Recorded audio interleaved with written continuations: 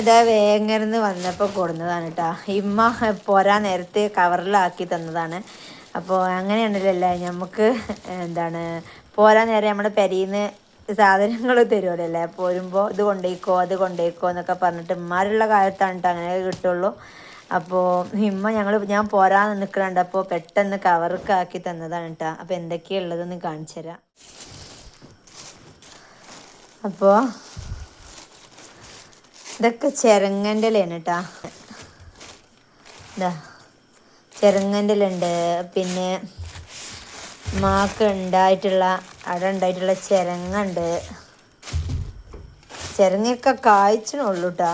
പാവം അതൊക്കെ എന്നിട്ടും കവറിലാക്കി തന്നേക്കണം എനിക്ക് പോന്നപ്പോൾ. കായ്ച്ചണുള്ളൂ.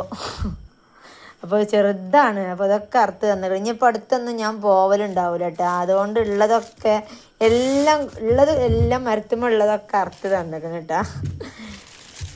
പിന്നെ ഇതാ വൈതനങ്ങ ഉണ്ട്. പിന്നെ ആ മരത്തുമുണ്ടേന്ന് കുറച്ച് വെണ്ടക്ക, നാടൻ വെണ്ടക്ക. എനിക്ക് വെണ്ടക്കയും തക്കാളിയും ഭയങ്കര ഇഷ്ടമാണ് കേട്ടോ. വെണ്ടക്ക ഉള്ളത് എന്താ വെച്ചാൽ അതൊക്കെ പാടെ ഇതിൽ എടുത്തിട്ടത് കേട്ടോ. റബ്ബേ, നമ്മളമ്മമാരുണ്ടാവുമ്പോഴാണ് കേട്ടോ ഇങ്ങനെയൊക്കെ ഉണ്ടാവുള്ളൂ. അത് ഉമ്മാർ കഴിഞ്ഞാൽ പിന്നെ ഇങ്ങനെ ഒന്നും ഉണ്ടാവില്ല. നമ്മൾ പോക്കും കമ്മിക്കാരം ഒക്കെ കുറവേക്കാരം കേട്ടോ. അപ്പോൾ അത് ചിരങ്ങയുണ്ട്, കുറച്ച് വൈതനങ്ങയുണ്ട്. അതേമാതിരി ആ ചിരങ്ങൻ്റെ ഇലയാണ് ഇട്ടത്. ചിരങ്ങൻ്റെ ഇല ഒക്കെ നുള്ളി പോരാൻ നേരം ഇക്ക കൊണ്ടുവരാൻ വരുന്നുണ്ട് എന്ന് കണ്ടപ്പോൾ അപ്പം പിടിച്ച് പോയി നുള്ളി ഉണ്ടാക്കിയതാണ് കേട്ടോ.